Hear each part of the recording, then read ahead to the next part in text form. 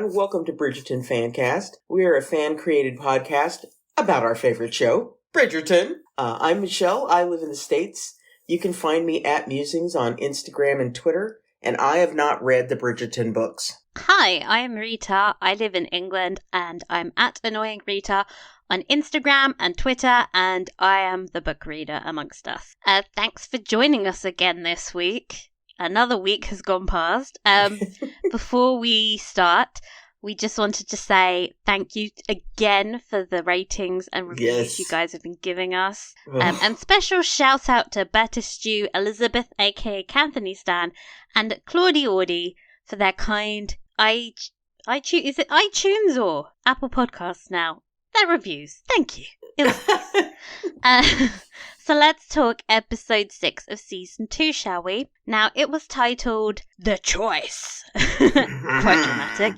And It was written by Lulu Ibokwe and directed by Tom Verica. Michelle, you can kick us off with the recap. Alrighty. We begin the episode with the Queen preparing for the doomed wedding. And we're talking about crowns on roasted hogs, random ass peacocks, and for some reason, fireworks timed to go off after the couple says I do. You know, daytime fireworks, which are oh so exciting. Bizarre. Most importantly, Charlotte wants the Mad King George's wing to be closed off and secure. Did any of y'all forget about George? I did. And as soon as they mentioned it, mentioned him, I was like, oh shit. But anyway, let's see. But that is not all. And what of our other grand plan? Is everything in place? Indeed. Every young lady that remains under suspicion of being Lady Whistledown will have a footman assigned her today, watching her every move. Simply watching will not be enough. We must entrap the scribbler. Perhaps you might put forth false rumours, so that when Whistledown prints them, we will be able to trace the origins. An ingenious idea, ma'am. Yes, that is why I thought of it. And for once, it actually is a smart plan. Like the Queen could go full on murder she wrote if she wanted to. Either way, she's doing a better job than Eloise. I've just had an idea. The spin-off should have been the Queen solving murders. That would have been amazing. After the titles, we get a beautiful scene of the Sharma family performing a haldi ceremony on Edwina before her big day. Edwina's anxious and says she's not sure Anthony loves her. Apparently, he doesn't look at her enough. Girl, come on. Read the broom. Pete. Kate reassures her with some romantic nonsense about true love being more than just passion. Edwina then rubs Haldi on Kate to help her find her own worthy partner. Now, unfortunately for Edwina, that partner happens to be her fiancé. Awkward. Yes. Across town, Anthony prepares for his wedding day by getting hammered with his brothers, downing drink after drink and complaining about having to fulfill his duties. His brothers seem completely oblivious to the obvious distress radiating off him. Like, guys, he's trying to kill himself. Drink himself to death, I assume. And they even propose a toast to Anthony's victory over Kate. The irony. Be careful what you wish for, gentlemen. The next morning, the Featheringtons dress to attend the wedding of the season. Portia and Jack conspire to draw investors by having Prudence parade around in a gigantic AF ruby necklace and earrings, and I think if they could have dressed her in a ruby gown, they would have. When people ask Portia about the mines, she plans on subtly confirming that they are doing fantastically, and the Tons gentlemen will then flock to Jack to invest. It is then that Jack begins flirting. Yes, flirting! By telling Portia he cannot but help to enjoy a lady who seizes control. Oh, we stan men who enjoy being little subbies. Yes. Over at Lady Danbury's, the Sharma sisters are preparing for the wedding, and Kate pulls out a pair of beautiful ornate bangles. They belonged to Kate's mother, who wore them on her wedding day. Kate wants Edwina to wear them. We then head over to the palace, where the ton is arriving to the wedding. Peacocks and naked gold-painted men welcome them. You know, real understated glamour. Violet coolly greets Lady Danbury and shades her for keeping secrets from her. Elsewhere, Penelope scolds Eloise about visiting Theo and asks her if it is just a friendship between them or something a little more. Eloise answers in the affirmative, but it's not particularly convincing. Across the palace, Anthony is readying himself for the gallows. Daphne arrives and tries to talk some sense into him. She says Edwina deserves to know the truth. She makes the mistake, however, of bringing up what Edmund would say, which understandably upsets Anthony, who brings up their dead dad when their brother's already sad. Anyway, he tells her he changed after his father's death because the family's survival depended on him. You can choose to be happy, to follow the desires of your heart instead of pushing away any feeling that comes to the surface. It should not be a luxury but a right to choose, to fight for the family that you want. I fight for the family that I have. And you will never understand because you were born to marry into another family while I was born to carry on the Bridgerton name. That is what outweighs anything else. It is rather easy to be selfish when you have no one else to whom you must answer. Points were made. And then Daphne says she pities him. So, happy wedding day? Question mark. Yeah. Across the palace, Edwina is prepping for her wedding in her own little chamber thing. And after seeing Kate stare out of the window forlornly, it's very dramatic, she hands Kate back her mother's bangles, telling her that she does not want to feel as though she's taking what is rightfully Kate's. Screaming! Oh my god! God! Instead, she places the bangles on Kate's wrist. The bangles of doom and fate. Anyway, a maid knocks and tells them it is time. Mary pulls the girls together and tells them they are about to put the nasty gossip behind them and give the ton a wedding to remember. Hello. She's not wrong. Very, very true. Okay, so it's wedding time. A classical cover of Harry Styles' Sign of the Times plays as Anthony walks up the aisle, bows to the Queen, and goes to take his place nervously. Soon, Kate follows after him, and the tension is palpable as they sneak little heartbroken glances at each other. Edwina and Mary enter. Anthony manages to fake a smile for approximately 0.5 seconds before looking scared as fuck again. He then starts to have a full-on hallucination of Kate standing in the altar, a sign to abort if ever there was one. He completely spaces out and manages to ignore the, quote, repeat after me, end quote, part of the wedding, aka the most important part. The most important part? You're just there to say the words, Anthony. Yeah. He is instead just straight up staring directly at Kate, who is nervously worrying on her mother's bangles until the clasp slips and the bangle clatters to the floor. When Anthony picks up the bangle and hands it to Kate, Edwina has her little Joey delayed reaction moment.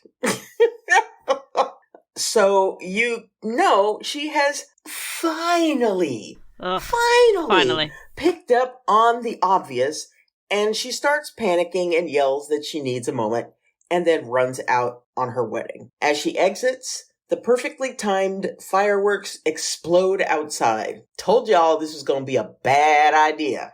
I just think daytime fireworks are weird. Anyway. They're just stupid. Yes. Kate and Mary run after Edwina back into her little room, and Mary tries to calm the raging Edwina down, and it does not go well, my friends. No. Edwina starts screaming, not exaggerating. Yeah. She's hysterical at Kate for having feelings for Anthony. Mary's like, wait, what? What's going on? As a hysterical Edwina wants to know if Kate loves him. And, Kate can't deny it, which enrages Edwina even more, naturally. And Mary is forced to intervene and kind of cruelly tells Kate to leave. Kate then runs around frantically trying to find somewhere to panic, but she's in a palace full of people she hates, so goes to hide in a supply closet, because, a girl's got to have a panic attack in privacy. Yes, thank you. Anthony runs off into his own little room, trying to have a good panic of his own, but unfortunately for him, his entire family follows and starts talking complete nonsense at him, whilst Anthony has a nervous breakdown and clutches his head in front of them. They're all kind of self-centered, to be honest. Yeah. No wonder he is the way he is. They would drive me crazy. Mm-hmm. He managed to gather himself, then makes eye contact with Daphne and leaves the room dramatically. Violet, finally putting some effort into mothering, notices this meaningful glance and uses her "I'm your mother" voice to get Daphne to spill everything she knows. And boy, is Violet in for a ride. Oh, yeah. I would not want to be her. No. The Queen is now freaking the fuck out about the fact she has thrown a dud of a wedding and picked a diamond who can't follow through on her promise. Who does she blame for this? Lady Danbury, of course. She was the one who advocated for Edwina to be chosen as the diamond, after all. The Queen, not so subtly, tells Lady Danbury to fix things ASAP and save her from the ravages of Whistledown's put-downs. The wedding guests are all unleashed upon the grounds of the palace, and they immediately start gossiping about what caused Edwina's outburst. And Penelope swoops into action, trying to find out what is going on by lurking creepily around people. Classic Penelope move. Most of the gossip seems to surround some sort of ill health, so it could be worse. Penelope also yanks Eloise aside so they can have another fight about Theo. Despite Penelope begging her not to, she insists she needs to know if Theo likes her. Yes, it's that juvenile. And so Eloise runs away from her brother's actual wedding to go and have a chat that can absolutely wait. Yes! Her actual brother's actual wedding. Yeah. His wedding day. Mm-hmm. And she's taken the only fucking carriage. How is everyone going to get home? Anyway, one of the footmen assigned to keep an eye on guests spots her leave, so she is bound to be a suspect now. So Anthony goes to speak with Edwina. Edwina is weirdly much more cool with him than Kate. I guess Eloise's feminist pamphlets haven't made their way into her path yet. Anywho, Anthony comes to make his big speech to win her back, and if Edwina's expecting a declaration of feeling, she will surely be disappointed. Oh. Yeah. Our roles, they align. I as the Viscount, you as the Diamond, neither by our own choice. We are yoked to each other in that respect. It is why I never gave up pursuing you, even when some thought me a fool to continue. It is why I was not swayed by the insults of the Sheffields or your lack of a dowry. Because you love me. I understand you. I sympathize with you. In a certain light, I am you. And what about that pesky sister? Well, she'll fuck off to India and never bother them again. Edwina, understandably, seems unconvinced and requires even more time to think on the matter. Girl, we only have 3 hours left of this damn show. You're really milking this choice thing. Mm-hmm. The show finally cuts back to Kate, who has been in this closet this whole time now. And I counted this. Yes, I checked the timestamps. She was in there for 12 minutes of screen time. That's like a quarter of the show. Anyway, as Kate tries to leave, Anthony spots her and follows her back into the closet, which is hilarious in of itself. That's just funny. Yeah. He tells her that he spoke to Edwina, but that it didn't really work, and he needs Kate to talk to her into the marriage and save Edwina from a scandal that could ruin her life and literally everyone else around her. Kate says she has ruined Edwina's life, And Anthony, seeing her self-loathing, oh so very similar to his own, reaches out a hand to her, and they do that hand-holding, eyes meeting thing, and it just melts me. Oh, it's beautiful. Yes. Anyway, Kate is like, oh shit, no, not this again, and pulls her hand away and leaves. She's like, this is the last thing I need right now. Not right now, Anthony! Yeah, not the moment. Let's see. We then cut to Lady Danbury, who is hiding in one of the Queen's rooms, having a little panic as she reflects on all the ways she helped to create this mess. Violet finds her and shares that she now knows all about the Canthony in the room, and they both share a giggle when Danbury admits that she has no idea what to do. And that was actually really funny. Really funny. Yes. Kate then goes to see Edwina, who has been left alone by Mary. Not sure that's a good idea. No. Have they removed the sharp objects in the room?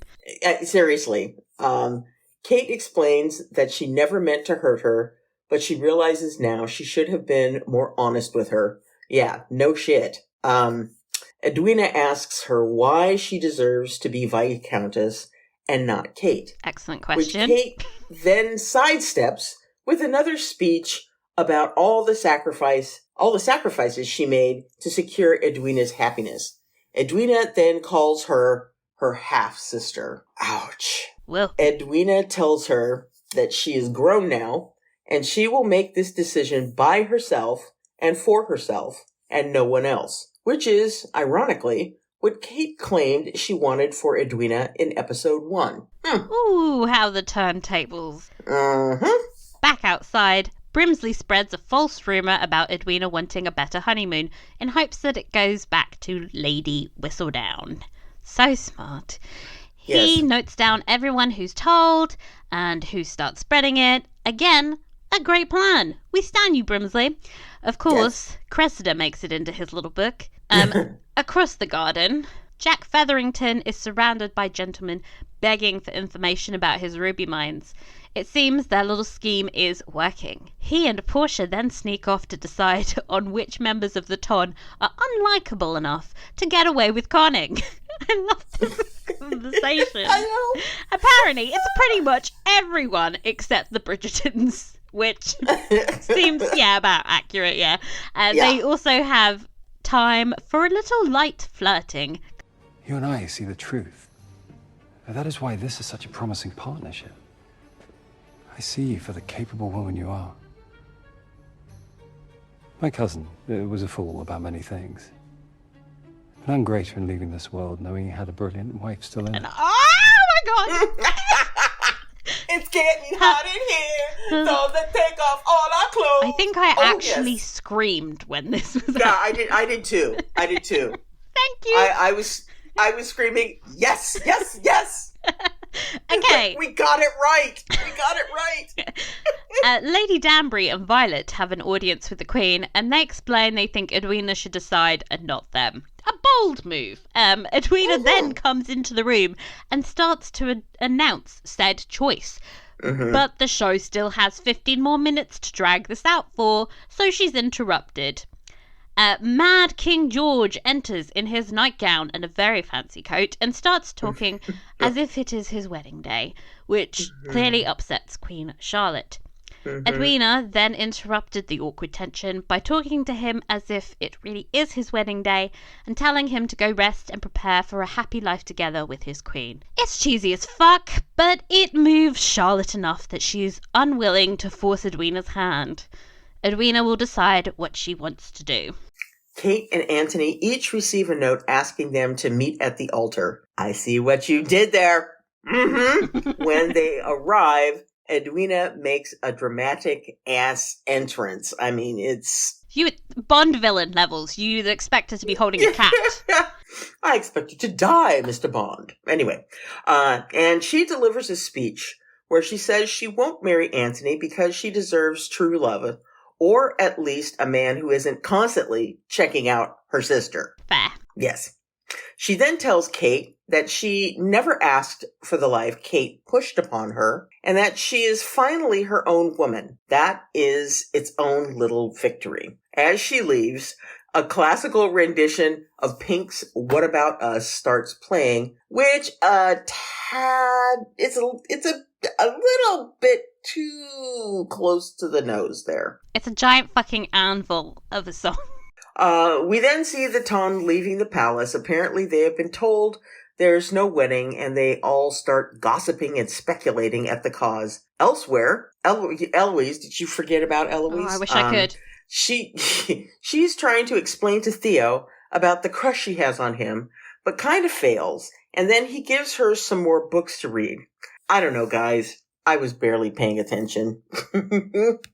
Also, the Queen gets a tip on Whistledown, but it's all super vague, as if she might have actually found Penelope. But she hasn't, everyone. She's just got told about Eloise leaving early. I may not have seen the rest of the season, but this is predictable as hell. Mm-hmm. Anyway, back to the reason why we tune in. Canthony. Yay. Mm-hmm. They're still at the damn altar. Everyone else has left. Now, they haven't left yet because they want to delay the inevitable part where they have to pretend not to like each other again. Because scandal, remember? Yeah. Mm-hmm. And instead of making longing eyes at each other again, they finally, 6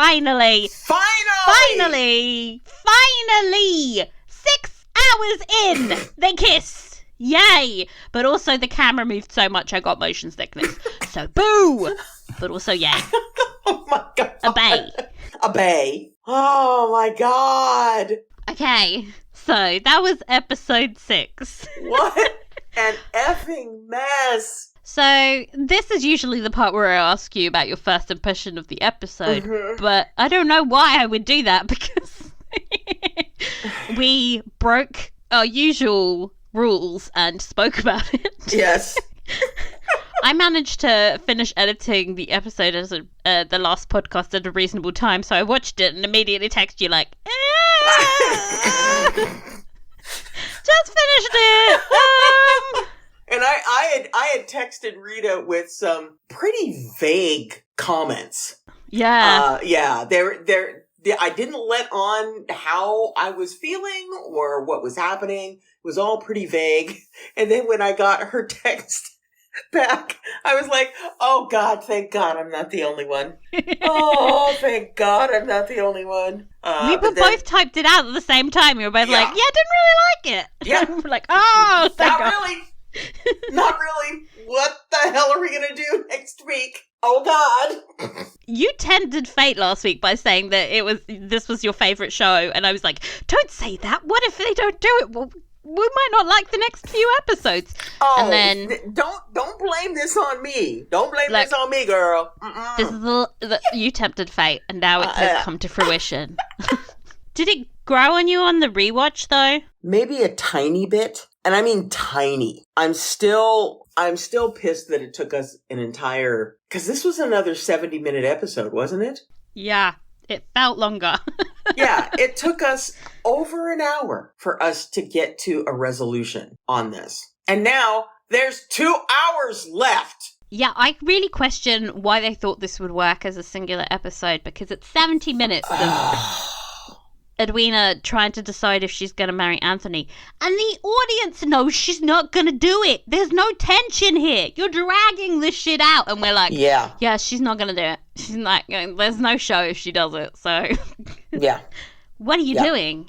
Oh, yeah. I mean, I did wind up going back to do an entire season watch up to that episode. Fell asleep once again and woke up as the show was starting, episode 8, screaming once again, doing the la-las and trying to turn off things. But I did see something. Don't tell me. I'm not going to. I'm not going to. I'm trying to forget it myself. Okay. Maybe it was a hallucination. Maybe it was like Anthony seeing her walking up the aisle and it's not real. But yeah, I mean, so I went to do that because I wanted to see if this episode worked out better if you'd binged the entire show. Did it? And I suspect that it would have, if I managed to stay awake for the entire 6th episode. But I imagine that it would have. This is one of those things where, you don't know if it would have.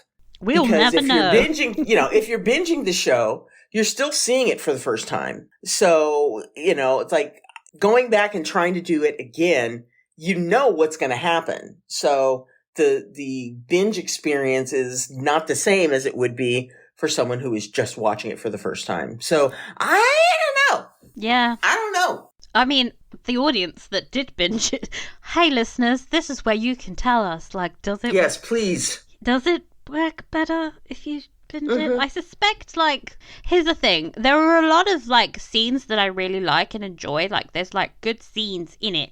Mm-hmm. I just question how well it works as an episode of television. Yeah. Because there's lots of, little moments that I did enjoy. But, again, the thing that is holding this episode together is the choice. And we know what that choice is. So, again, where's the dramatic tension? For towards the end, I was just like, oh, my God. Can we just get on with it? Yes. Just do it. Just tell them. It's really obvious. Honestly, I think she made the fucking choice when she ran out of the wedding. Because she had a choice in that moment, and she was like, nope. Uh-huh. The fact that it got dragged out for the rest... Oh, it just annoys me. Anyway. Yeah.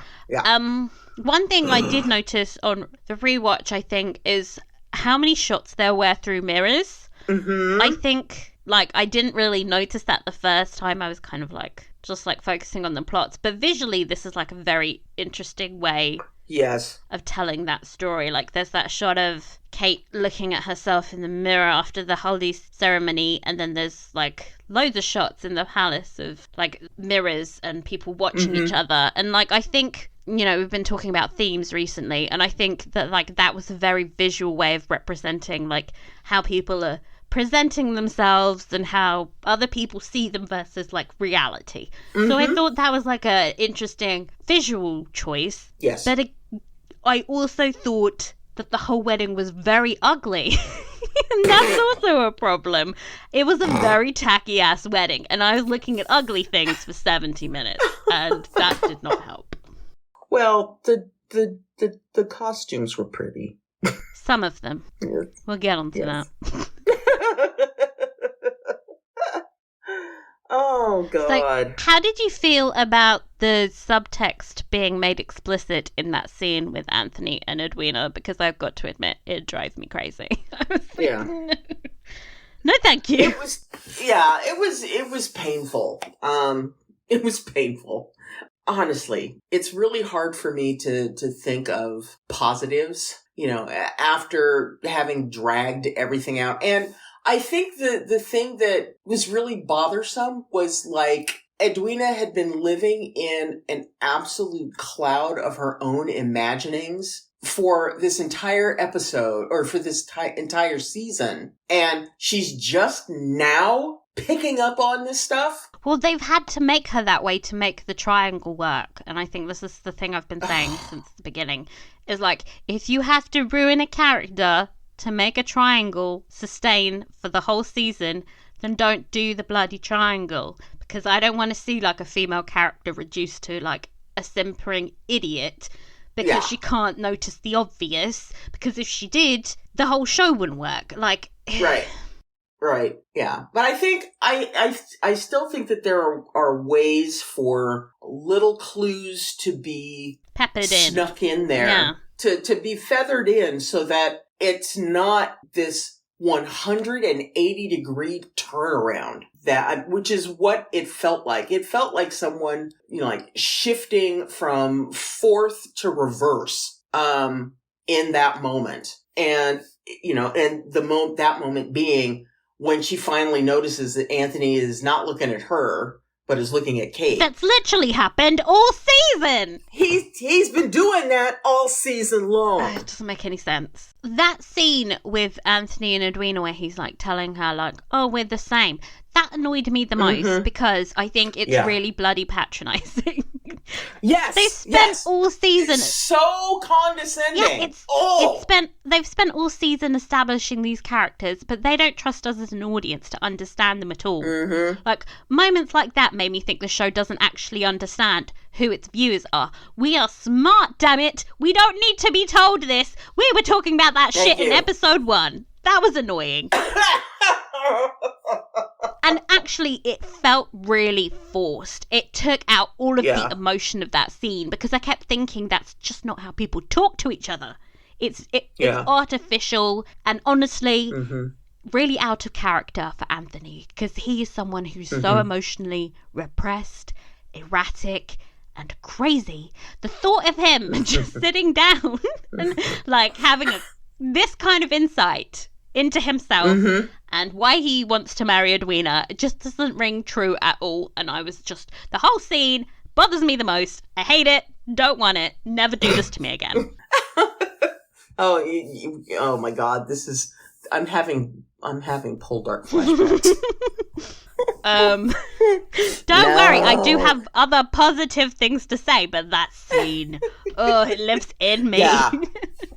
Yeah, that scene was pretty bad. So, what do you think the consequences of this episode are going to be? Oh God. Well, I don't think we're getting a Anthony wedding, that's for sure.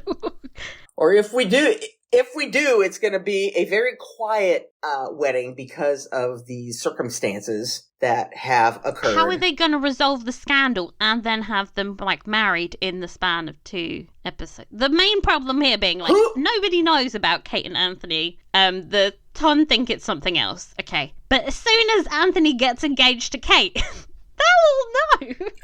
So here's the problem. They can't be together again. Like, we've got another obstacle now. Like, this is insane. Yeah. It's going to be one of those things where everybody is like slinking off and doing things. We're not going to get a really super pretty wedding out of this thing. I wonder if they'll just haul off to Gretna Green and secret wedding, which will really suck. I think we might end with like a proposal and then like, what the hell is going to happen to the Sharmas? They're now broke and scandal-ridden, so they're really fucked. I don't know what's going to happen to Edwina. She has shot herself in the face. Like, unless Lord Lumley sweeps in and rescues her. Well, why would he want to marry a scandal-ridden poor person? Because he loves her. He doesn't know her well enough, and she, like, tossed him aside for Anthony. He's not dumb. I hope so. Yeah. Honestly, it's like we need another, like, couple hours. Yeah. We need, like, 2 more episodes in addition to what we have left. Yeah. In order to resolve this in, quote, realistic way. I mean, I hesitate to use the word realistic when we're talking about Bridgerton. We're talking about Bridgerton, but, in order for there to be a kind of reasonable resolution, we really need another 120 minutes. Can we get another 8 episodes? We need a movie! Okay, storylines. The big obvious one was the triangle coming to a conclusion. Praise God, from whom all blessings flow. Yeah, it finally stopped. I'm glad that this is finally coming to it's not a head. No, because this bubble has burst, and thank you Lord that we don't have to suffer around with this as we have the last 6 episodes. Thing is, I don't mind the triangle in and of itself. I just don't think that the reveal that they had in this episode was good enough to justify the previous episodes. Like, yeah, to justify all of the time that they spent in building up this triangle, it just kind of went, now it's over. It's like letting the air out of a balloon. We've decided at the last minute it's over now. It's like, okay. Yep, everybody move on. Like, the absolute whiplash I got from watching Edwina going down the aisle smiling, and then her suddenly realizing in the most dumb way possible, like, they've been doing shit like that in front of her for months. she never batted an eyelash. And then for the writers to wait for the last possible moment for her to work it out just felt really contrived and silly. And it didn't even work as a dramatic moment. I wasn't like, oh yes, she finally knows. I was just like, wait, that was it? Like, the bracelet told her? Like, what? Yes. What? I feel as though I've been cheated. Yeah. Yeah. I'm sorry to everyone who's listening to us. Like, can you? I know. Especially after reading all of those really lovely reviews and everything. Honestly, I feel like we're gonna piss people off, but it's just how we feel. Yeah. We're sorry. I think the triangle really sucked, but I was really taken in by the Edwina Kate scenes. I think they were fantastic. Yeah. The scene where she refers to Kate as her half sister. Oh my god, that gutted me. Oh my god. I felt that all the way to my toes. that was a moment where I was like, damn. And I literally did utter that expression when she said that. I was like, damn. Oh, it's deep. Ooh. I was furious. Yeah. I text you like, fuck her, what's she doing? So, like, okay. Yeah. I can't believe I'm about to do this, but I'm about to defend Edwina. Because on rewatch, whoop, whoop, somebody's got to take on the hard jobs. Yes. On rewatch, I kind of saw what led to her saying that. The first time I watched it, I felt like it was just out of nowhere, and I was just like, no! What are you doing, Edwina? But I think she's sort of pushing for a reaction out of Kate. The question she asked before she says that line was, why me and why not you? Yeah, that's a really good question.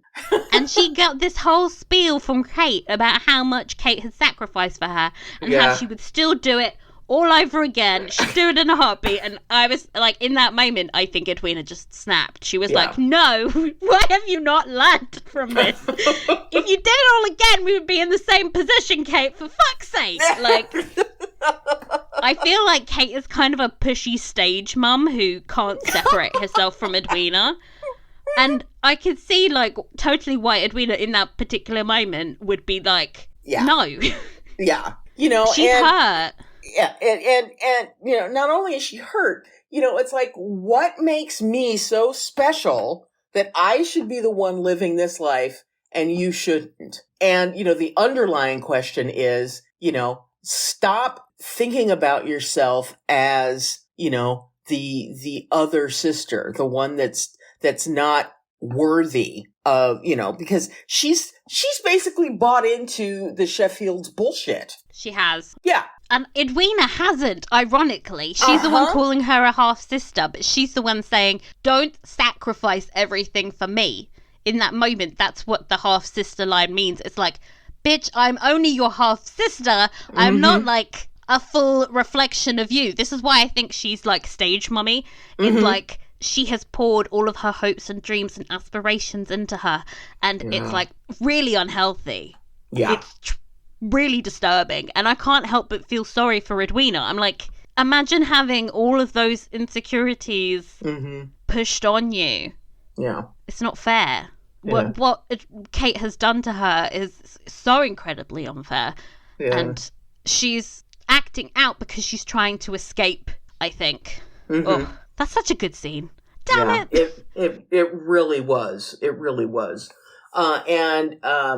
You know, I think out of the entire episode was probably one of my favorites. Of course, the other one being when Lady Danbury just kind of giggles herself into hysterics, taking Violet along with her, which I loved that scene, especially given how they started off the episode where things were very cool and Violet was side-eyeing the house down in that moment. Rich from Violet, by the way. How many secrets have you kept, Violet? Anyway. Seriously. But But that was a great scene between Edwina and Kate. Long time coming. I think what that scene shows me is that actually the fallout from this incident is way more interesting than the actual bloody wedding and the choice. Like, if they had just had her run off and then dealt with the fallout, I think the episode would have been better. Yeah. And I also liked all of the scenes of, like, Kate panicking by herself. I thought that was really telling. Like, when she's hurt, she goes inwards and she hides from everyone and she deals with it by herself. And I loved Simone's acting choices of her, like, panicked walking, like, trying to take a deep breath and, like, find a room. Yes. I was like, oh, God, we've all been there. Yes, taking a deep breath, her posture being absolutely erect. Just like, I'm gonna hold it together. I've got to just, let me get when I'm someplace alone, I can cry. Yes. But nobody can see me be vulnerable, And I think, like, one of the most important things I took away from that is that Kate needs her sister. She's basically created a scenario where she's kind of like a pseudo-mother to Edwina, and she now doesn't have any kind of support network at all. And, like, in moments like when you're that upset, you should have someone. Like, okay, let's talk about Mary. What the fuck, Mary? You should also maybe check on Kate to see if Kate's okay. Nobody checked on her. Oh, but you see, Kate is not her blood daughter. I don't think it's even that from her, though. I think I'm maybe projecting book Mary on her, but I think she's just still hurt about her keeping the Sheffield thing from her. That's why she says, you've kept so very much from me. Like, she's just like, Kate, why the fuck are you lying to everyone all the time? Which is a fair question. Seriously. Mary is the grown-up in the room, and she has to be there for both of her daughters. I mean, I like that she was like, girls, you need some time, you need some air, because Edwina's absolutely losing her shit. Yes. Yeah, it's like, you guys can't be in the same room and going through this, so you gotta go to your corners.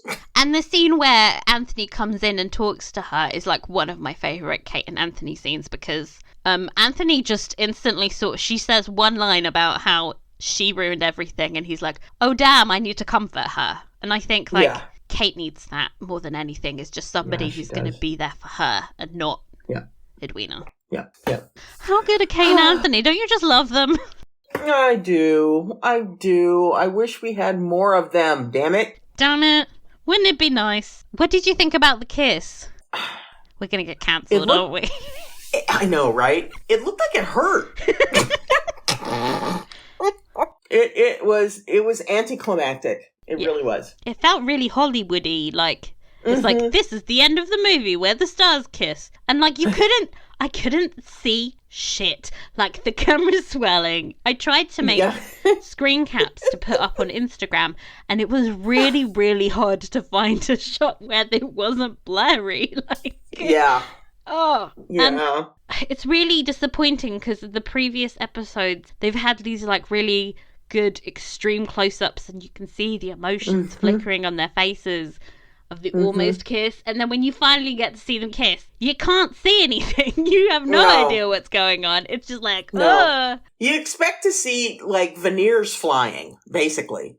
Also, I was like, in a church? I know this is extremely Catholic of me, but, like, he was grabbing at her in a church. Jesus was watching. It's one of those get a room moments. Get a room! I hope we get a shot of them kissing that doesn't make me snooze. Like, I need to take some kind of medication for seasickness. Like, I want to see them kiss properly. This wasn't the one. Yes. Ugh. Next week, hopefully. I need a nice nuzzly kiss, damn it. Just, like, intimate and sweet. Yes. Not like... Yes. It's a big production and, like, you had 70 cranes in the church to make it happen. Yeah. Yeah. Oh, Weird gosh. direction choice. Ugh. How about the whole thing with the Queen? She took up a lot of this episode. Oh, God. Yeah, she did. And basically it was in her house, so you would expect that she would take up some airtime. I thought that, well, first of all, neck muscles of the gods. Oh my God, I was worried for her head. I was like, Edwina, run! The wig's gonna fall on you. Oh my God. But I thought that the scene where George enters the room and, you could see her like crawling back into herself. Yeah. Like just shutting down. Because, I'm sure that as, George is having these moments more and more frequently, the amount of scandal that the Queen has had to live through is, what is driving her mania towards Whistledown, hunting Whistledown, because she's the first, Whistledown is the first scandal rag that she can actually maybe do something about, given how flagrant Whistledown is. And it's giving her the opportunity to take one of these scandal rags that has made her marriage a nightmare. She's able to take them down. But you see the love that she has for her husband, the lost hopes and dreams that she has had because of his illness. So that when Kate is able to kind of bring him down, off the ledge, so to speak. Edwina, not Kate. Oh, Edwina. Oh, God. See? Oh. You're doing an Anthony. I know. Oh, God, no! But when Edwina is able to kind of talk him off the ledge, you can understand why the Queen would be admiring that kind of ability and behavior.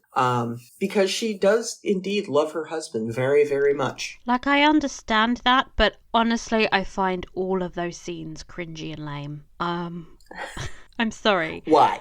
It's just, Why? It's like it's something out of a telenovela. I'm sorry, but like, it was like, we need to make Edwina likable. Here, let's have her be nice to this crazy man in front of the Queen. And it's like, okay, so she's doing the bare minimum and being nice to a man who's confused. Am I supposed to be impressed by her? The way everyone in the room was like, oh, Edwina, you're so kind and generous and soft-hearted, was pathetic. I don't enjoy being manipulated like that as a viewer. I would like to decide that Edwina is nice on her own terms. Like, I don't need to be told she's nice in the lamest way possible. Quite frankly, I liked her more when she was being a bitch because that felt authentic. This was just, like, lame. From Charlotte's perspective, I totally get why she would respond in that way. Mm-hmm. But I hated it and I didn't want it to happen. Do you understand what I'm saying, though? It was really cheesy. I do. Yeah, I do. Sorry, writers. What I did really enjoy is all her scenes with Lady Danbury. Like, yes, the Queen and Lady Danbury have, I don't know, there's just like a spark when the old matrons get together. Like, they're the most fun scenes. Mm-hmm. And I loved Violet and Lady Danbury trying to be like, oh, you're just so generous and kind. And you care about your subjects so much. But by the way, we're not meddling anymore. Sus. The whole thing was just so contrived. Yeah. I also don't understand why the Queen of England would even host that event. In her palace. Yeah. In her palace. Yeah. Like, you would think that this was a royal fucking wedding. It was bonkers. And she was personally overseeing what wine they would drink. The Queen of England. Like, she doesn't have any other responsibilities. This show is insane. The crown's on the pigs. I mean, I don't know what I'm watching sometimes with the Queen. It's like, have they any concept of what royalty's supposed to be? No. You never see her doing anything else but worry about, like, the ton. And see, I don't know enough about the history of Queen Charlotte to know.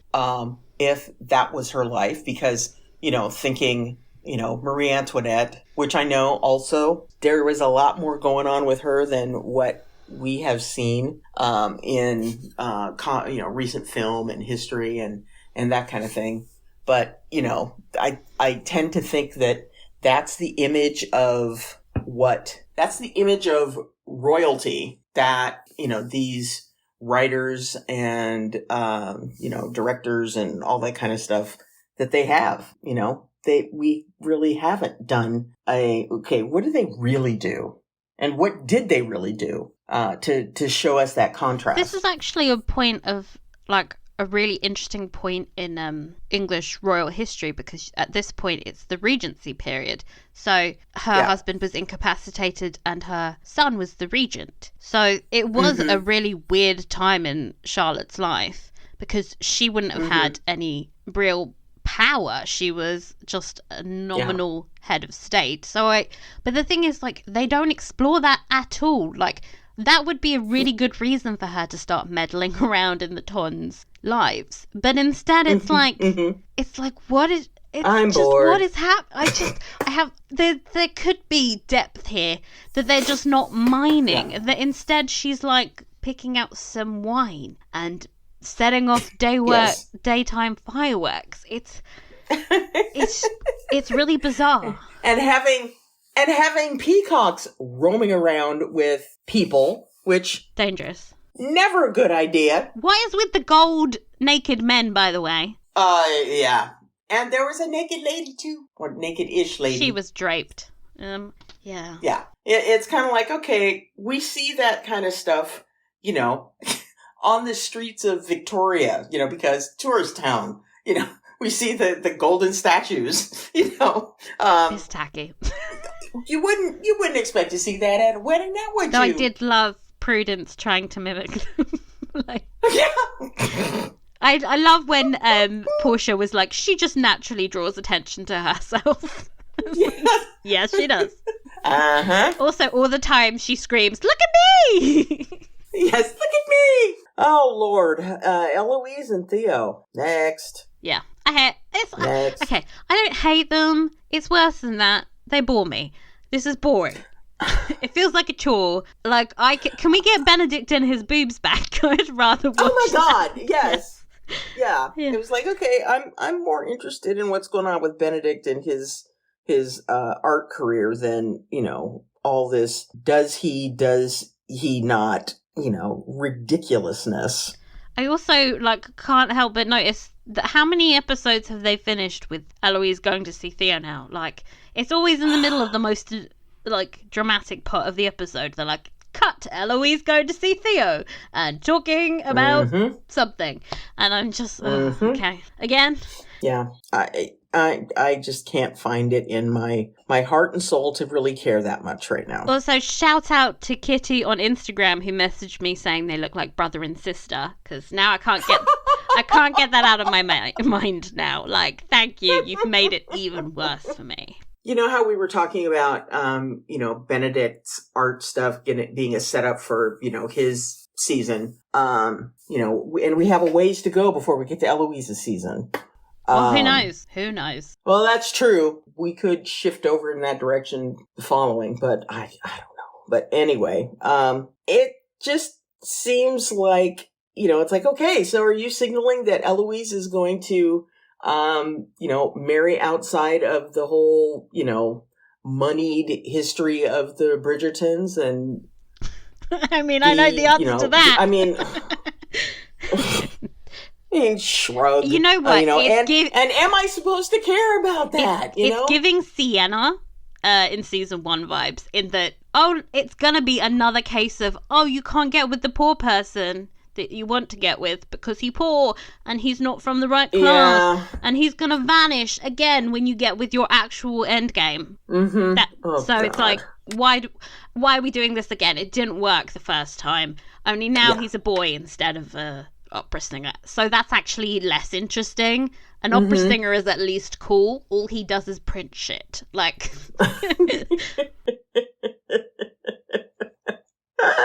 Okay, let's move on to something I actually really love. Yay! Finally! Portia and Jack. Oh my lord. Oh my god. I can't believe this is actually happening. I'm in shock.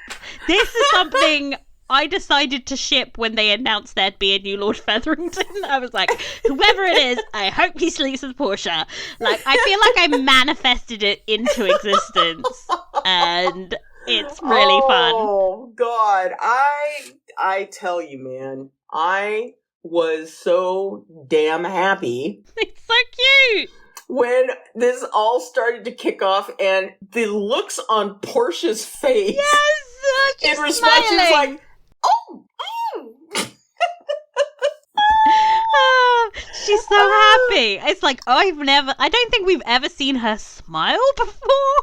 I was like, she's so gorgeous when she smiles. It's like, of course you would be in love with her. She's amazing.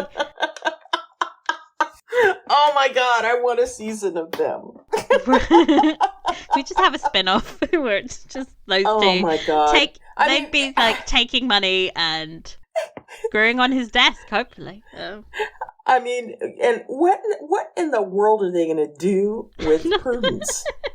What are they going to do with Prudence? It's like, okay, now you've got her all roped up in this mess. When it's like, no, really, she does not need to be involved in this mess. Prudence can still call off the engagement. She can just do an Edwina. Like, yeah, can you just imagine? Jack just shows up like, actually, Prudence, I've been thinking I'd rather marry your mother.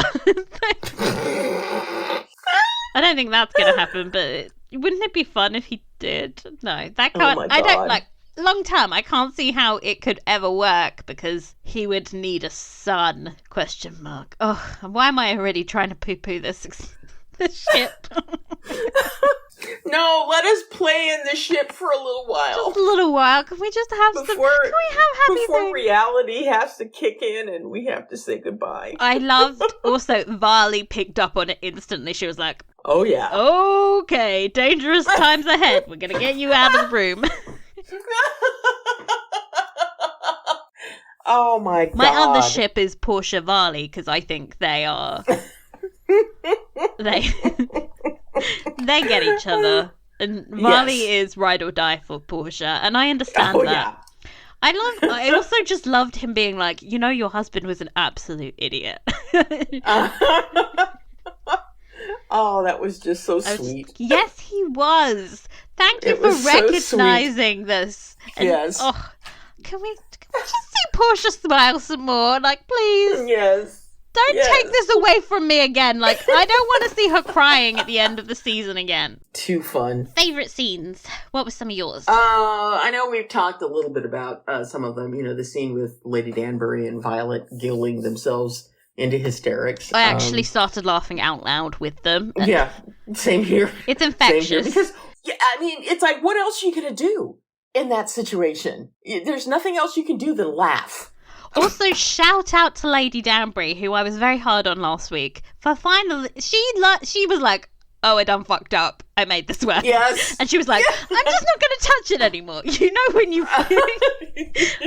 When you've broken something and you're like, I'm scared that everything I do now will make it worse. So I'm just going to leave it. I'm just going to let it go. Let it go. And oh my gosh. But yeah, that was like, I have no idea what to do.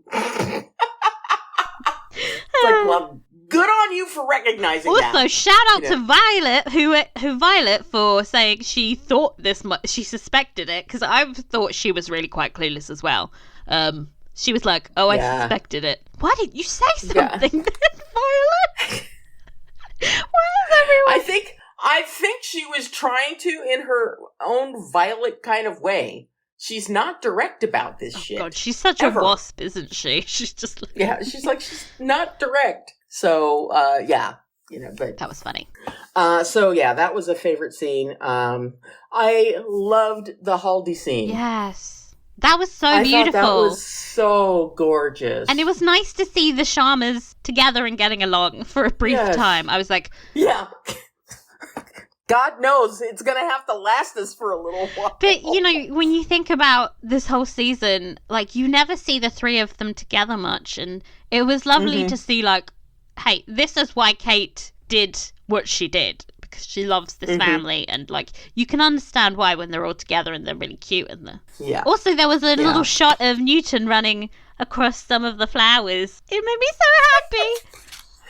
Why wasn't Newton at the wedding? Why would they not put Newton at the wedding? He better be at the Canthony wedding. I feel like Kate would dress him up in a little tuxedo or something. Well, she's got to make sure that Anthony and Newton start to get along, because, up till now, it's all been growls. Oh, you're going to love the book because they bond instantly. It's one of the most delightful things. One scene we haven't really talked about that I think was really special was the Daphne and Anthony scene. I thought that was amazing, and I wish we got more scenes of those two together, because I think those two actors just they've got great chemistry. And it was just really nice to have somebody go, Anthony, you can choose happiness. You don't. I mean, I totally understood where he was coming from, but I was also like, she's not wrong. You are making yourself miserable, and it's a choice you're making. It's the same one Kate's making. Exactly. I was just going to say that. Yeah, they're so similar. It's disgusting. You two. Like, you two, God, why is it taking you this long? I also thought it was, interesting, because I think that is what Edwina was trying to say to Kate in her own, more distressed way, because she's a 17-year-old girl that just got her crush.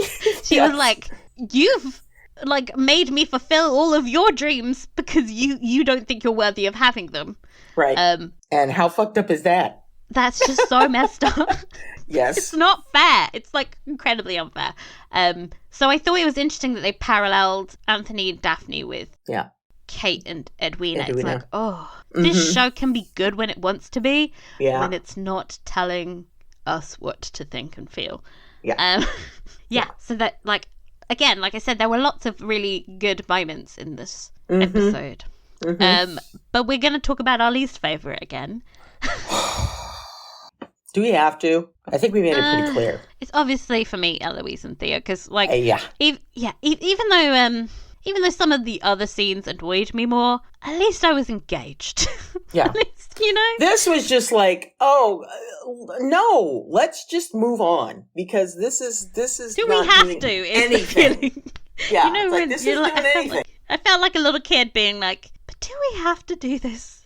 Can we not just not well, do it was this? like every time they came on, it was like, okay, no time for this. We gotta move. I really hate that they've wrapped Penelope's character into this. I'm like, do we have to drag Penelope? She's got other things going on. She's now just here to ask Eloise about how she's feeling. It's like, no, she's got her own drama to deal with, because the noose is tightening, even though she doesn't realize it. I also thought that scene with Madame Delacroix, where she just asks her about Theo, and then she's like, no, I don't know anything about him, and then Madame Delacroix leaves. That's the whole scene.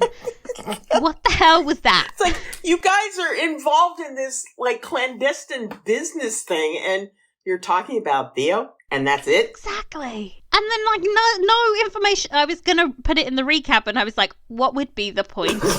No information was shared. It was a good 2-minute long scene. Okay. I did like that Madame Delacroix was like, look, if the noose starts tightening, I'm out of here, bitch, because I have business to lose. Which is what I've been saying from the beginning. Can we wig talk? We're talking wigs, baby. Can we wig talk? Baby. Talk about wigs growing. The Queen's wig was extraordinary. It was the biggest thing I've ever seen. My neck hurt so bad for her. I feel like I got a vicarious headache just watching her try and move. Yeah. I don't know how she does it. Well, we know that, they built little supports that she could use to kind of rest the wig on. But, they're absolutely exquisite. And whoever is designing the Queen's wigs deserves an award because they're amazing. I think for the first time I also really liked Edwina's hair. It was ironic. I was like, it's been too permed, and they kind of like calmed it down. And I also loved that Edwina, Kate, and Mary all had these jewels threaded into the back of their hair. Yeah. You didn't really get a very good clear shot of them, but it was beautiful. Yeah. And just taking a look at the pictures that we had that you shared on Instagram, and also that the person that designs the costumes has been sharing on Instagram, just the level of detail that goes into each and every one of these costumes. There was one picture where she showed a number of dresses from the Diamond Ball that the dancers had been wearing, and there's like 10 of them there. And they didn't skimp on any of them. They're all beautiful. How much work went into that? Can you imagine like weeks of work and it's like in the background? In the background, dark, maybe even on the cutting room floor. Oh yeah. That must be so annoying. I spent weeks making that waistcoat for that extra number 4. Oh God. Yeah, in terms of hair, I did notice, like, with Daphne, they gave her a bit of a season 1 look. She had that, like, side ponytail curl look. And I was like, this is giving me flashbacks, but, like, not in a good way. I was like, why would she do that? Why is she giving more of a juvenile look for her brother's wedding? It's weird. Yeah. Doesn't make sense. Doesn't make sense to me. She's a married lady now. It doesn't mean that she's got to be, wearing just matronly, boring caps of hair. But, step it up a bit. She's married. She's a mom. I don't know how much more Daphne we're going to get, to be honest. I don't expect to see her. In next season? No, in this season. I don't know. Honestly, don't know about the next season either, to be honest, because I think, like, it was really bloody weird that his best friend didn't show up to his wedding. But then again, Francesca also wasn't there. That's the second wedding she's missed. She is the mysterious sister. I mean, they've taken that a bit too far, if you ask me. Favorite costumes? Yay. Let me see. I loved Anthony's wedding look. Oh gosh, that was a fantastic formal look. And everything was just perfect. It looked so good. I hated the wedding dress. As we were talking about, last week, it being underwhelming, the finished product was still underwhelming. Also just like so booby. It's just aggressively booby. And then they stuck it was like boobs. They stuck this silver choker on her, and then like she had really exaggerated eye makeup. It was a bit of a like hot mess, to be honest. It's like, okay, let's stop playing Barbies, okay? Like, she's supposed to look elegant on her wedding day, not like she's a stripper playing dress up in a wedding dress for her gig. Like, yeah. And it's like, okay, if you're thinking that this is going to be some teenage dream of a wedding outfit, that kind of thing. I just don't. It's too boring as well. Like, she's a teenager. Like, they should go from like a bit more of a vibe. Like, it was like a blur dress with tits out. It was like a matronly dress that was really low cut. It didn't make any sense. Ugh. We were just praising the costumes, and we're like, but I hated them. I also have to say that Kate's bridesmaid's dress was a bit... I liked the colour, but the material was giving pajamas. It's a very pretty nightgown. Truly. A bit much for sleeping in, but... Oh, by the way, bridesmaids weren't even a popular tradition during the period, so the whole wedding was sort of like they stuck a modern wedding in the Regency period. It was Yeah. When did bridesmaids become a thing? Oh, everything that we now associate with wedding traditions was like Victorian. Like, I'm sure that there were similar traditions across different cultures, like historically, but like in England, like actually, Poldark had a really accurate period wedding, which was it's just like two people as witnesses, and she's wearing a red dress, and they went down to the church and they got married, and it was no big deal. It's like, yeah, we're doing this thing. Yeah, I know the white wedding dress really is a much more recent occurrence. Again, popularized by Queen Victoria, and like the wedding cake thing as well. They had a wedding cake in this show. That was a Queen Victoria thing. Like, Queen Victoria really was the it girl of weddings. She's got some staying power. But I was not a huge fan. I thought that Daphne and Violet's dresses... Yeah, the guests look better than the wedding party. The amazing beading on the dresses, Violet wearing, Bridgerton blue, and Daphne wearing the combo of the purple that we saw at the end of the first season. I thought that their dresses were really, really pretty. And when they stand together, you really see how much Violet's style has impacted Daphne. She's really like she's a tiny little Violet. I really love Prudence's bright orange look. Yes. I thought that was so striking whenever I was like, yeah, of course she would draw attention in that dress. Of course. She's a Featherington. I actually really liked Portia's dress as well. Though I am sort of tired of them always having the same cut. Yeah, they do have that same style. It would be really nice to see her in something different. Who knows? Maybe we'll see her in something a little more sassy now that she is in the flirt zone. Ooh, maybe. And all the Haldi dresses were actually way nicer than those any of the wedding so dresses. Pretty. Oh, I wish we got it was all like upper body shots. I was like, I want to see the whole outfit. Show me the whole look. Yeah. And the hair was all beautiful, and they had like little flowers. Oh, it was that gorgeous. Whole scene. It was gorgeous. I want to live in that moment. It's just so beautiful. Yeah, it was beautiful. Okay. Needle drop. Harry Styles. I saw a sign of the times when the closed captioning came up, and I had to stop for a second because the thing that immediately popped into my head was Prince's sign the times. And I was like, very different. No, very different. But very pretty. I didn't really feel like the music choices added much to the scenes this week. It was like they could have stuck any song in and it would have been fine. I feel like they were just like, we need a song. Let's get some Harry Styles on here. Yeah.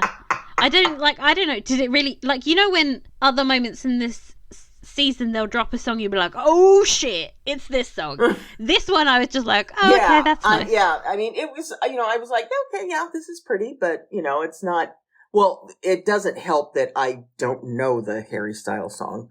It's kind of one of his more forgettable songs, to be honest. Oh. I would have preferred Golden or... Oh, that would have been great.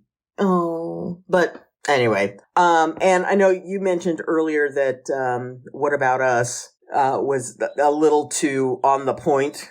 I don't like that song, but when it came on, I was like, oh, I see what you're doing now with the lyrics. Yeah, I was like, okay, got you on that one. Get it? But yeah, also, I didn't have any visceral reaction. Yeah, to the songs choices that they made this episode. I know that they used a very famous Bollywood song for the Haldi scene, but not familiar with it. Can't give you an impression of it. I was just like, oh, okay, this sounds good. Sorry, guys, I'm a Philistine. Maybe that was the big needle drop moment for people who aren't us and just listen to Western shit. Let us know. Okay. Do.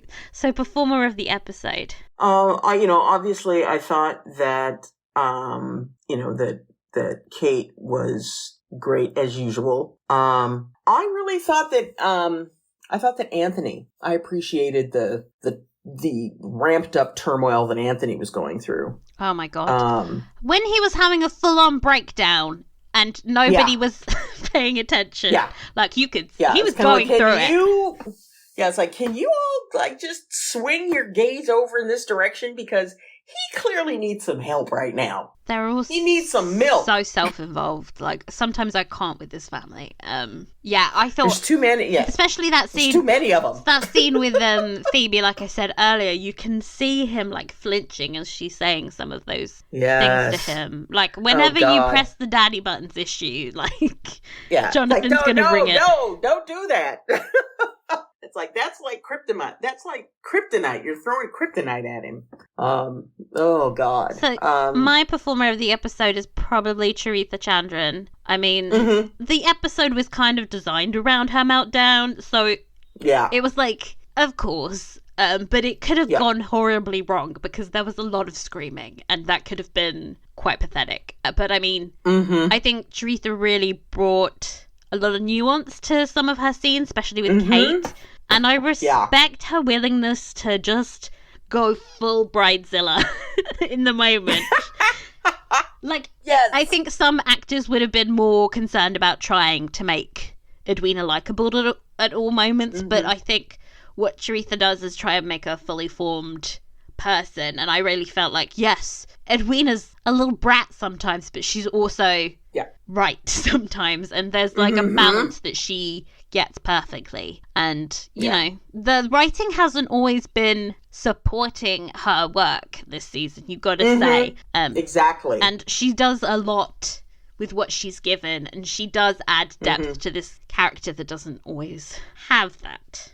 Yeah, I mean, you know, when you think back to, you know, the episode at out in the country, where, you know, she keeps saying, "Oh, we need to get him to fall in love with you," and you know, all this kind of you know, this clueless crap that they're having her say. You know, she did a decent job with it. I was more angry at the writers and the direction that they were going with that. But you know, you're absolutely right. There were moments in this episode where, you know, you see Edwina truly as a fully formed human being. Yeah. You know, that she is, you know, that she's not just saying that she's a woman. I believed her for the first time. I was like, last week when she said she was a grown up, I was like, no. But when she was, it's like, no, there's still some little foot stomping going on here, so that I don't believe it. But this last episode, definitely. And I think, you know, that's gonna ultimately be good for the show to have side characters that aren't just like one-dimensional Prince Friedrich types that are just here to serve as a little plot device in the short term. Like, God, he was. There's a name from the past who I loved him. He about. was lovely and delightful, but he only had one costume, and there's a reason. He was so ill-developed. Yeah, and like Edwina, by comparison, like there's nuance here, and like I may not think there's much substance to her relationship with Anthony, but the one with her sister has been upsetting at times to watch. But I think when we think about season 2 as a whole, I think we're gonna just love that the show did this and focused on a relationship between two women in such an in-depth way. How many B's out of 5? 3. Yeah, I agree. I don't know why I acted shocked. But yeah, 3. I was disappointed. Yeah. I was disappointed, not gonna lie. And it's not that the episode lacks substance, but you really have to work so much harder to get anything out of it. Like, I really had to rewatch and like search in the depths for analysis because it was aggressively surface level.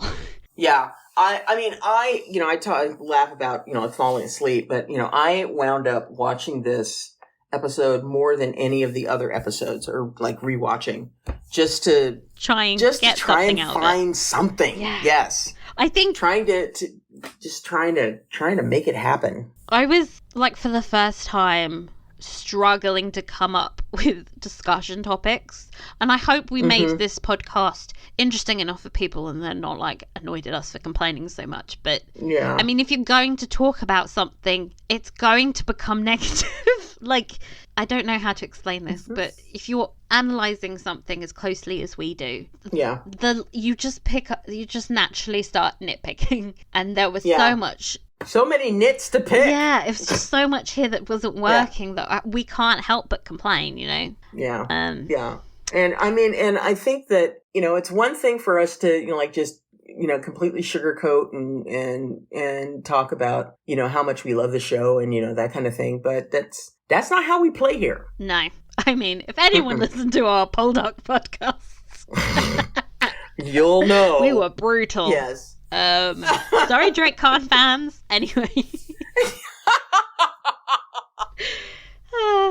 Thank you for putting up with us. Hopefully next week we will enjoy I think we, honestly, Michelle, as much as this episode was annoying, like I said, there were moments when they were dealing with the fallout of this situation that I was very engaged. So I think now that we're getting into the repercussions of this clusterfuck, I think we'll be back on track.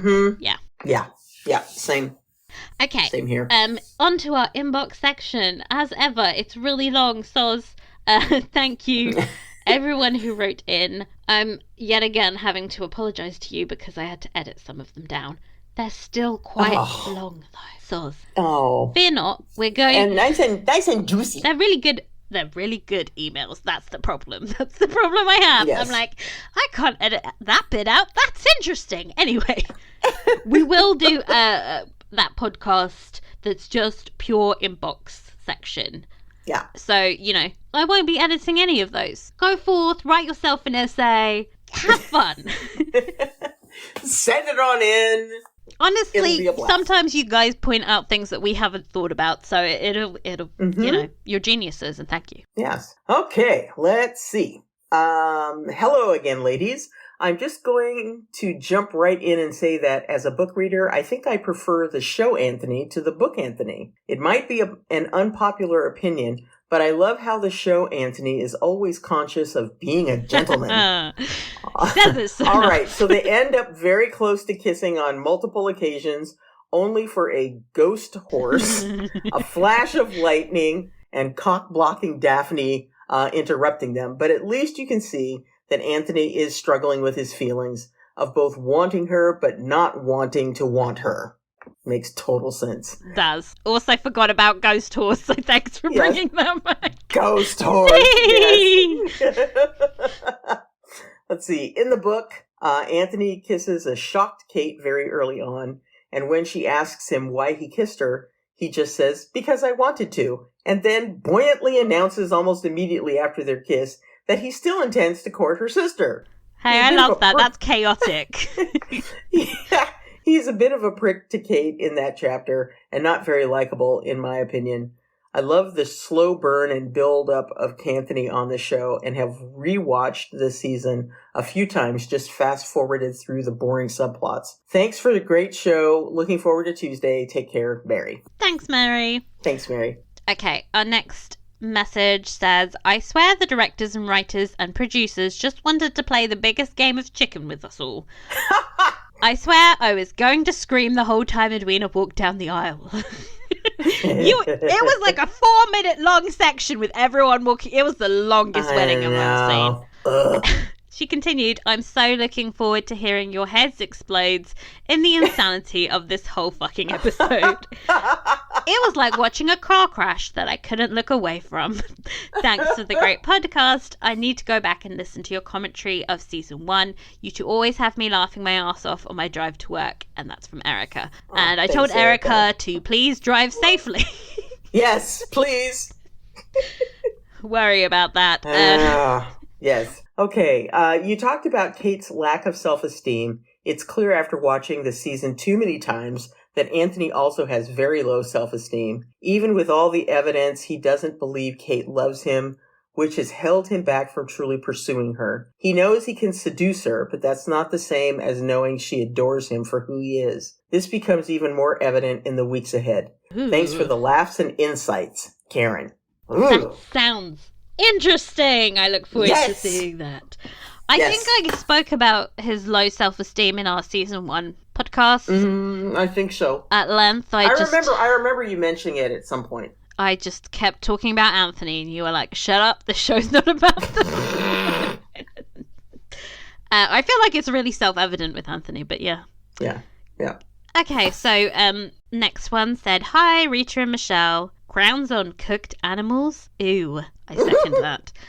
The Duke of Hastings, too busy to attend his brother-in-law, the Viscount's wedding at the palace. Couldn't the writers at least say he's on a secret mission for the Queen? That would have been a good idea. This episode felt like a soap opera. Bizarre wedding, with everyone attending to their subplots in different sections of the palace while acting as if they lived there. Excellent point. The kiss finally happened, but it felt anticlimactic after too long a wait. Thank you, Elizabeth. Elizabeth, you are our people. I didn't. You know what? The fact that everyone kept like walking in and out of rooms like they owned the place is really bizarre. It's a palace, guys. Oh gosh. Hey ladies, discovered you guys a few weeks ago and want to thank you for keeping me sane in my last few weeks of pregnancy. Currently 2 days over and uncomfortable as hell. Yay! Oh, I hope you're doing better. Let's see. And she says, and giving me an excuse to rewatch season 2 on a weekly basis. From you two singing The Shadow Sisters. Yes, and re-listening to Hamilton, I've essentially realized that Kate is Angelica and Edwina is Eliza. Yup. Does that make Anthony Alexander Hamilton? Oh, I hope not. Whoa. And essentially the first 5 episodes and almost in most of episode 6 are satisfied. AKA the best song in the musical. Just saying. Yes, indeed. We even have King George in a much more sympathetic role.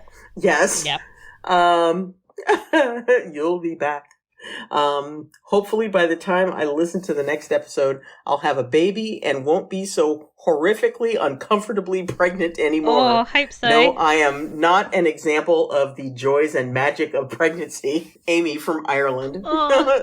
Thanks, Amy. Oh, Amy, we I hope hope that you have a little one. I hope you had a safe delivery. Or also consider naming the baby after me. Actually, don't. Rita's not a good name. No, What about Kate? Don't do that. Kate's a good name. Just saying. There's so many good names in Bridgerton to pick from. Anyway.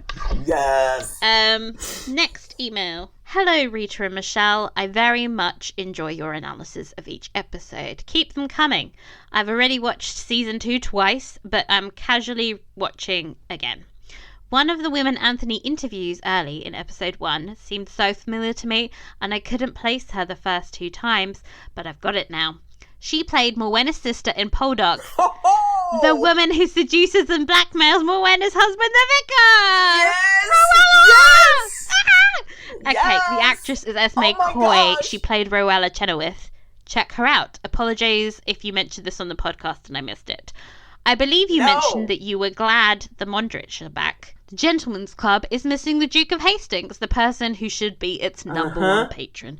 Without the Duke, I think the Gentleman's Club should not happen. It just shines a huge light on the Duke's absence. My 2 cents. Thanks for entertaining me, Rachel. Oh man. Thank you for that for the name drop of Esme Coy. I swear she looks familiar. I was doing the exact same thing. Gosh, she looks familiar. Where have I seen her before? Of course now. You know I'm a Rowella stan. This is embarrassing for me. But, oh my gosh. Yeah.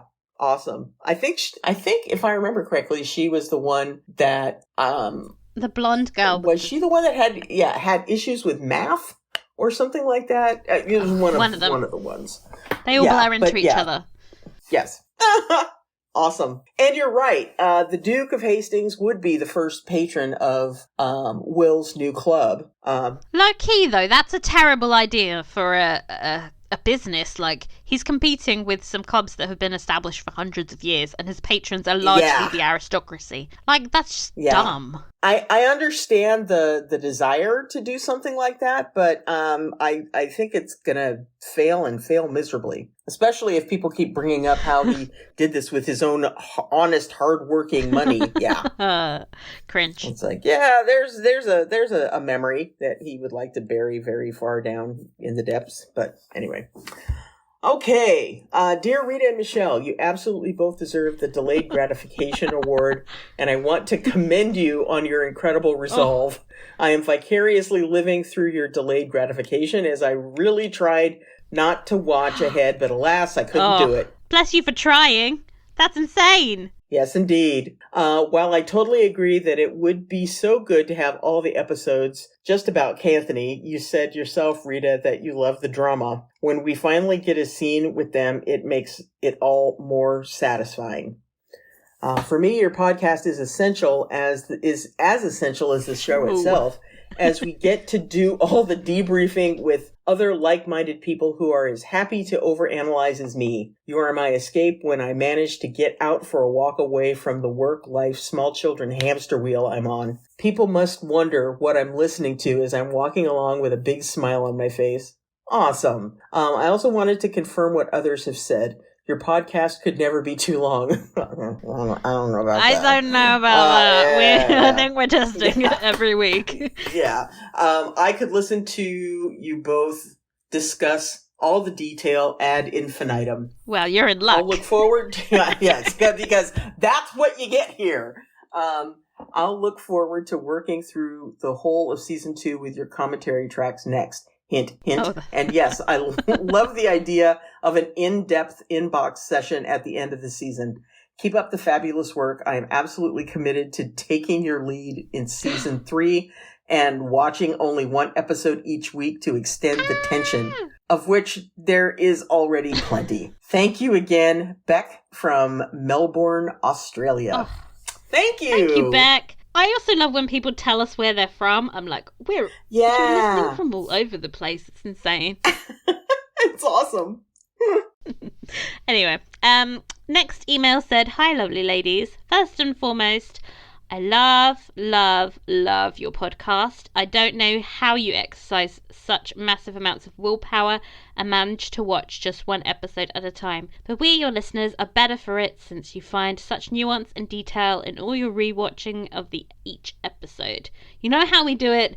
Basically by yelling at each other." Yeah, my secret, yelling at each other and K-dramas. I have watched so many K-dramas between each week just to distract myself from Bridgerton. I've been watching lots of true crimes, so if I can find like a mass murderer to watch a documentary about, it's oh yeah, I'll be like, I can't think about Kate and Anthony when there's somebody being chopped up. I'm writing because while I wouldn't blame you for picking Simone Ashley or Jonathan Bailey for Performer of the Episode this week, I wanted to throw in that I think Charitha Chandran deserves some serious consideration for her performance in Episode 6. You talked in Episode 205 about how Edwina says she's not a child, confirms that she very much is a child, but I feel like this episode is where you see the innocence fall away from Edwina and she truly leaves childhood behind. Charitha Chandran does such an amazing job of developing from the giddy, naive, girlish Edwina of the first half of the season into a new, jaded, disillusioned, betrayed Edwina. She has the challenging task of playing this character through a huge, life-altering change, and she does that so skillfully. Thanks for the amazing podcast. Love every episode from start to the perfectly chosen ending music, Rita. Okay, no pressure. The chorus of the song you chose for last episode was indeed spot on. Smiley face, Elizabeth. Spoilers for this week's song. I chose some Etta James, so just you wait, people. I can't believe that. Right. Also, last week was the Strokes. This week is like you couldn't get any more different. I'm such a weirdo. You are eclectic. I'm just like a complex woman. What can I say? Yeah, there you go. Elizabeth, thank you. And, you're absolutely right. Charithra has done an amazing job, especially in this episode. So she deserves every single one of the kudos that you sent her way, and hopefully we did as well. Let's see. Hey, Rita and Michelle. So, you wondered how they were going to get out of the mess they made? They waited till the very last second. Edwina had a miraculous realization, and there were fireworks. Of course. But actually, they are still in a mess at the end of the episode. Yay! Yay! You wanted Edwina to have some growth. Well, she went from 15 to about 50 in a span of 10 minutes. Make that 70 minutes, by the way, because it was the whole episode. Yeah. I can't decide if I believe a character can change that much. On the one hand, I can believe a person only sees what they want to see, and Edwina did not want to see Kate and Anthony in love, but that she would suddenly realize it and act upon it, I don't know. Yeah.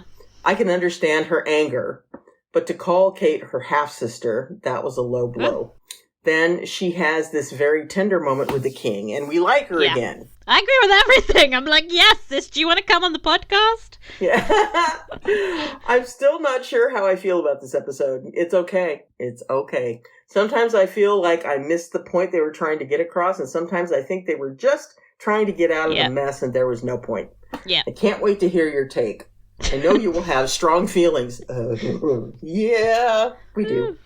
Just like Kate has strong feelings for Anthony, but is it love or hate? I think it's a bit of both. Yeah, it is. It is. I did enjoy Violet and Lady Danbury's Giggle Fest. That feels very true to life. Mm-hmm. I still enjoy Eloise, Penn, and Colin, even though they act like teenagers, and we did not need the scene with the modiste. Exactly. You called it with Cousin Jack and Portia. Sizzle, sizzle. Their grift game needs some work, though. Keep up with the long podcasts. I enjoy every minute. Carol from Connecticut. Thanks, Carol. Thanks, Carol. She feels like an old friend now, and we've only been doing the podcast a few weeks. Okay. Next one said, "Hi, ladies. I'm so enjoying your podcast. You guys perfectly encapsulate the absolute obsession that Bridgerton and Anthony simply demand. It's been weeks and I still cannot think about anything else. It's absolutely insane." So for the love triangle, do I hate that they got all the way to the altar? Yes. But also no, because the drama addict in me is slapping it up. Do I understand how they got there? Absolutely. I agree with how you said earlier that everyone in the triangle has an equal part in this mess, and that all their terrible decisions, you know which ones, make sense from their perspectives and feelings in the moment. I feel like on social media there's too much side picking going on, which while I love all three of these characters so much, episode 6 was also needed for Edwina's story arc and development as a character. Tough to watch here and there, but hey, you guys wanted bitchy Edwina, well, you got her. I will say I'm so thankful I'm not on social media for this, because I don't want to. I don't want to pick a side. Like this isn't. It's not necessary, guys. Lady Danbury, Dumbledore. Love this. Okay, finally a quick note on Lady Danbury's contradicting speeches. I honestly think that Lady D really likes Kate and wanted to help her in whatever way she could. When there was still the possibility of Kate taking up with Anthony, she tried to encourage Kate to come clean and choose love. But when she saw no way this could happen anymore, she tried to help Kate achieve what she thinks is the best alternative, money and independence. Without Mary's support, give me more. Give me another hour here. Oh my God. Mary. And feeling like an outsider in her own family, Kate desperately needed the archetype wise old man, or woman in this case, for guidance. Lady Danbury is her Dumbledore. Is her advice sometimes vague and often way too late? Is she holding back too much at times? And does she have her own selfish reasons? 100%. But she's there and she's trying, okay? I was never a Dumbledore fan. I think Lady Danbury is much better. Anyway. Yeah. Also, side note, but you're calling so much. I'm really impressed. What did you think of Portia and Lord Featherington's scenes this week? Winky face. I think we love them. I'm like I said, I'm still trying to process that this happened. Like, I'm so happy. Keep up the great work, you guys. Also applauding you for the abstinence. That's weird way of putting it. Much love from the Netherlands, Suze. Thanks, Susie? Well, thank you Either so way. much. Oh, gosh. Hello, Rita and Michelle. My name is Daniela, and I'm writing from Argentina. Hello. Buenos I found dias. your I found your podcast on Spotify, as I am a fan of Bridgerton, but have no one to share my comments about how much I love the series, and Canthony especially. Your podcast quickly became an outlet for all my Bridgerton-related thoughts. I look forward to every Wednesday morning when I listen to the episode while I'm driving. So thank you for your company. I read the books after watching the first season, and as soon as I started reading the second, I fell completely in love with Kate and her relationship with Anthony. They're my favorites. Even though the season doesn't follow the book very closely, I liked it a lot because they have taken their time to build Canthony's relationship and their love before putting them together. Especially now that we know for sure that Simone and Johnny are coming back for other seasons, we're going to have enough time to see their marriage blossom. Yay!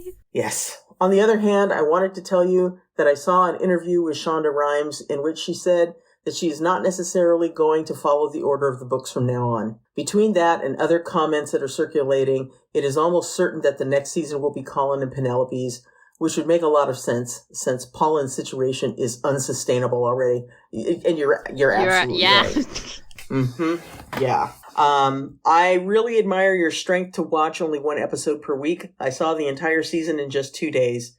I couldn't resist, but now thanks to you, I can revisit the series little by little, and it's very rewarding. I'm already anticipating in my head the comments that you're going to make when you see the remaining chapters. I cannot wait.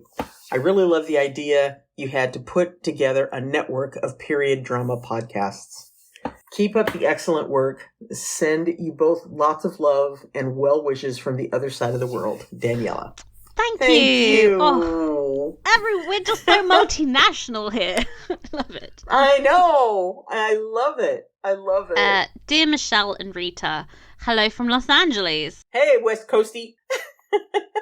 I've watched season 2 several times, and the one I least want to watch, I guess, is episode 2. I remember viewing it for the first time, and like you, thought, how far along will they continue with this clusterfuck of a wedding? Great use of clusterfuck. It's yes. One of my favourite words. But in rewatching it again, I was struck in the scene between Edwina and Anthony. Anthony telling her of their roles. She's the diamond, and he the Viscount, and what a good match that is. And how Kate was going to go away and never be a part of their lives. You can see the realization in Edwina's face that she can't live without her sister, and that it's not what will make her happy. Charitha Chandran did an excellent job with an expression, and as a viewer, you could figure out that she will not go through with the wedding. That's one of my favourite moments. When he's like, she will go to India. Charitha Chandran's face was like, bitch, I will slap you if you send her to India. Exactly. Oh, God. I love the closet scene, of course, and finally the kiss between Anthony and Kate. I just saw an interview with Johnny, Simone and Charitha talking about the first kiss scene, and Johnny said Kate and Anthony started to be on the same page after that kiss. Thank you for having so much restraint in watching each episode weekly. I know you're trying to stay away from any social media posts, but I'm curious if you heard about Shonda Rhimes saying they will not necessarily go in book order for future episodes. What will Michelle do about reading the books after each season if that is the case? I didn't even think of that! That's all! I know! Crap! Damn you, Shonda! Why can't you just follow the books? Also, I've only read up to book 4, Romancing Mr. Bridgerton, but it seems like Francesca was already married off at book 4, and I do know that book 2, Benedict's book, has a time jump, so it does make sense not going in book order. Take care, Maria. Well, that's okay. Spoilers for the books, but yeah. It's okay. Francesca gets married sort of in a time jump. See, that's the reason why they have conveniently kind of shuffled her character along, because, you know, she doesn't have a book. She does. She does? She has a book. Why would she be my favourite character if she didn't have a book, Michelle? Okay. Does that make sense to you? Hey, it's like 7-something in the morning, okay? Michelle, I need you to understand that groggy. I would die for Francesca Bridgerton. She is my one true love. Oh my god. Okay. No, but now I can't wait to read her book. I mean, I have no idea if they'll ever even cover that. I don't know what's going on with the.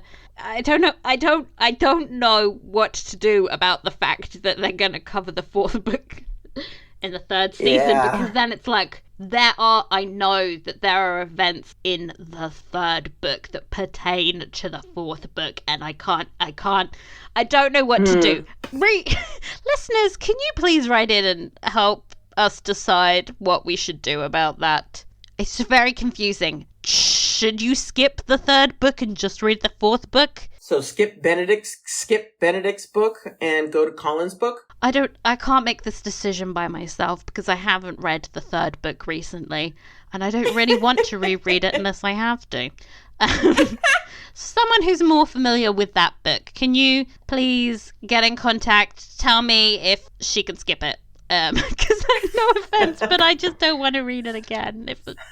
I have other things I would rather be reading. But I think we may be able to get away, because like Benedict's book is quite self-contained and could probably plop down anywhere. A lot of it doesn't even take place in London. Oh, okay. I don't know. I'm so confused, Michelle. Did I say take care, Maria? Thank you, Maria. You've confused me so much. Oh, gosh. Well, if you have some additional thoughts around kind of how we should navigate, please feel free to reach out to us again. Can I just write an angry letter to Shondaland to say, excuse me, you have not thought about our podcast when making these narrative decisions? Come on now. Be thoughtful. I know some people didn't read the books in order, so you can probably get away with it. Question mark. Who knows? We'll see. Episode 7. It's called Harmony. Harmony and Me. I did not understand that reference. Oh, it's an Elton John song. It's one of my absolute favorite songs. From Goodbye Yellow Brick Road. It's beautiful. I have that album on vinyl, and I still do not recognize it. It is the last song on the second side, or the second album. Okay. The second side of the album. I should stop skipping some of the songs. Yeah.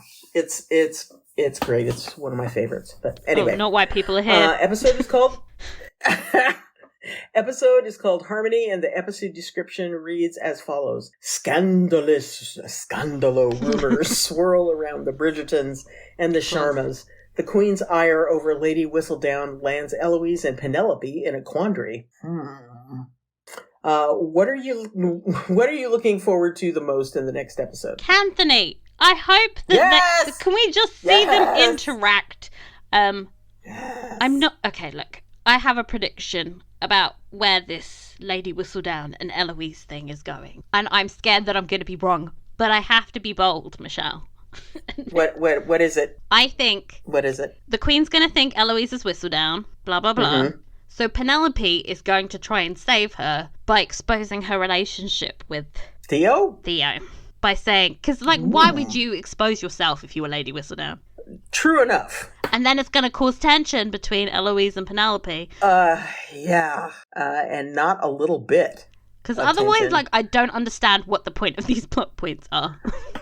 Just quite frankly. Yeah. Watch me be completely wrong, but, I just want Canthony. No, you're getting Eloise. You're getting Eloise and Theo. Subplots be damned. I need Canthony. To try and figure out kind of how they're gonna manage this path forward. I would love to see Violet and Danbury try and save them. Can they just come and manage this sort of what is the show called? Scandal? Yes. Yes. They can do their Olivia Pope thing where they try and PR this complete clusterfuck. Yes. Yeah. Yes. That would be awesome. Lady Danbury, this is your opportunity to redeem yourself. Don't mess it up now. And I would love for Kate and Anthony just to be like, we're going to make out in this ballroom in front of everyone. Yeah. Yeah. I need for them to have a really lovely kissing moment instead of the tooth-cracking ridiculousness that we got in episode 6. They were horny, Michelle. And you can understand it. It's been building. Their lips are going to be swollen like tires after all of that craziness. It looked like he was trying to eat her mouth at one point. Like it was wide. It was not good. So I need a redemption kiss. Wait, damn it. Do you think how are they going to have sex as well? Like, there's not enough time to have the sexcapades that we got in season 1.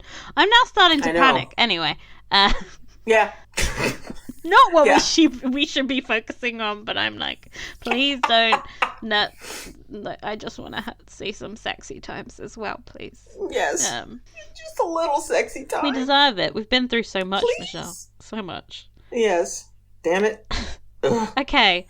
This is the end of the podcast now because we've been going on too long. Oh my god, 2 hours, people! Woo! We'll be back next week recapping and discussing the 7th episode. Oh my god, the penultimate episode. Ah! Yes. Until then, you should follow us on social media. We're at The Books Network on Instagram and Twitter. We're also on Tumblr if you want to send in some anonymous asks. Our Ask Books is always open.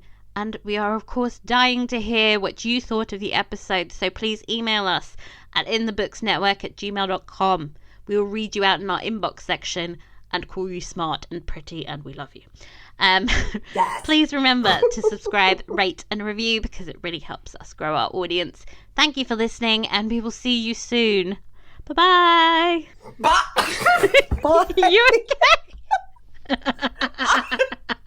Are you okay? Oh my god, I was trying to hold on to that for so long. Oh! Sorry, guys. Bye.